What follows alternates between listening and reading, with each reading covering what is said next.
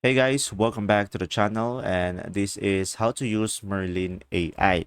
So guys, first thing that you will do is go to google.com and search over here Merlin AI, and now just simply go to their official website, which is getmerlin.in over here.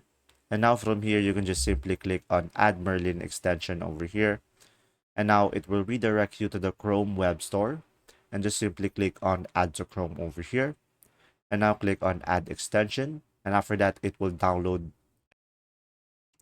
So guys, from here just simply continue with your Google, just simply sign in into an account. And now once you are signed in, just simply go to google.com, and from here just simply provide a keyword. So let's say I'm gonna go for Tesla as an example, and as you can see, you will have here the Merlin extension that we have, and you should be able to have the Merlin over here, and you can ask a follow-up question. Let's say I'm gonna go for who is the founder, and as you can see, you should be able to use the Merlin AI over here. And that's simply about it.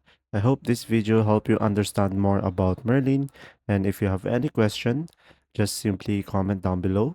And thanks for watching guys. See ya!